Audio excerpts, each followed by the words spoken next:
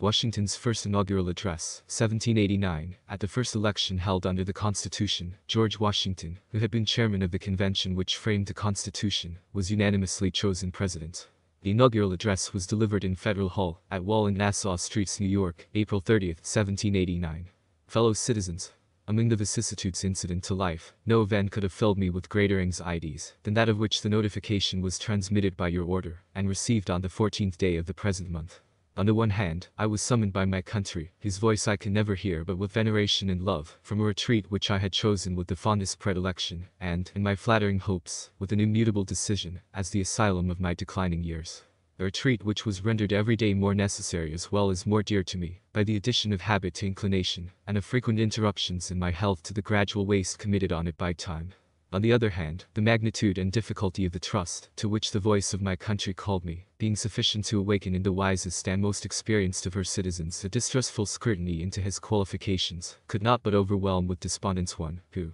inheriting inferior endowments from nature, and unpracticed in the duties of civil administration, ought to be peculiarly conscious of his own deficiencies. In this conflict of emotions, all I dare aver is that it has been my faithful study to collect my duty from a just appreciation of every circumstance by which it might be effected. All I dare hope is, that, if in executing this task, I have been too much swayed by a grateful remembrance of former instances, or by an affectionate sensibility to this transcendent proof of the confidence of my fellow citizens, and have thence too little consulted my incapacity as well as disinclination for the weighty and untried cares before me, my error will be palliated by the motives which misled me, and its consequences be judged by my country, with some share of the partiality in which they originated. Such being the impressions under which I have, in obedience to the public summons, repaired to the present station, it would be peculiarly improper to omit, in this first official act, my fervent supplications to that Almighty Being, who rules over the universe, who presides in the councils of nations, and whose providential aids can supply every human defect, that his benediction may consecrate to the liberties and happiness of the people of the United States, a government instituted by themselves for these essential purposes,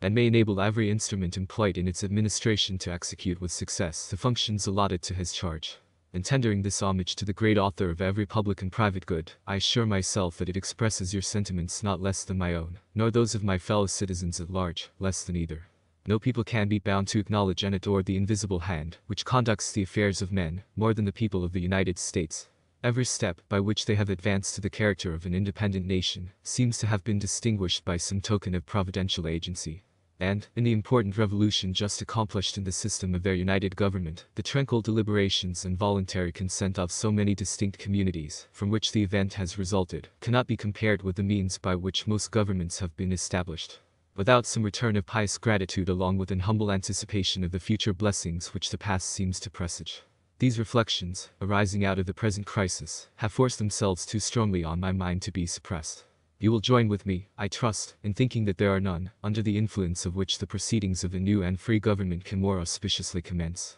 By the article establishing the executive department, it is made the duty of the President to recommend to your consideration such measures as he shall judge necessary and expedient. The circumstances, under which I now meet you, will acquit me from entering into that subject farther than to refer you to the great constitutional charter under which we are assembled, and which, in defining your powers, designates the objects to which your attention is to be given. It will be more consistent with those circumstances, and far more congenial with the feelings which actuate me, to substitute, in place of a recommendation of particular measures, the tribute that is due to the talents, the rectitude, and the patriotism, which adorn the characters selected to devise and adopt them. In these honorable qualifications I behold the surest pledges, that as, on one side, no local prejudices or attachments, no separate views or party animosities, will misdirect a comprehensive and equal eye, which ought to watch over this great assemblage of communities and interests, so, on another, that the foundations of our national policy will be laid in the pure and immutable principles of private morality, and the preeminence of a free government be exemplified by all the attributes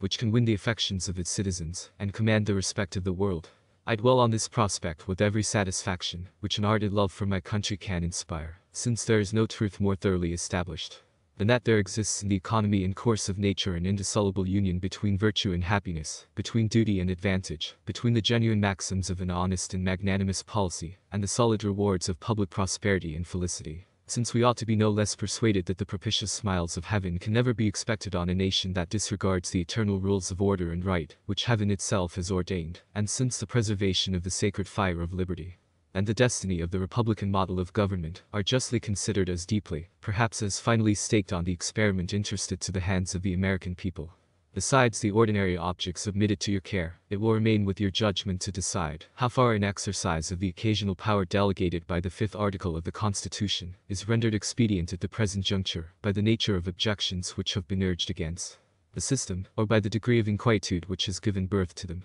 Instead of undertaking particular recommendations on this subject, in which I could be guided by no lights derived from official opportunities, I shall again give way to my entire confidence in your discernment and pursuit of the public good, for I assure myself that, whilst you carefully avoid every alteration which might endanger the benefits of a united and effective government, but which ought to await the future lessons of experience, a reverence for the characteristic rights of freemen, and a regard for the public harmony, will sufficiently influence your deliberations on the question how far the former can be more impregnably fortified, but the latter be safely and advantageously promoted. To the preceding observations I have one to add, which will be most properly addressed to the House of Representatives. It concerns myself, and will therefore be as brief as possible. When I was first honored with a call into the service of my country, then on the eve of an arduous struggle for its liberties, the light in which I contemplated my duty required that I should renounce every pecuniary compensation. From this resolution I have in no instance departed, and being still under the impressions which produced it, I must decline as inapplicable to myself any share in the personal emoluments which may be indispensably included in a permanent provision for the executive department,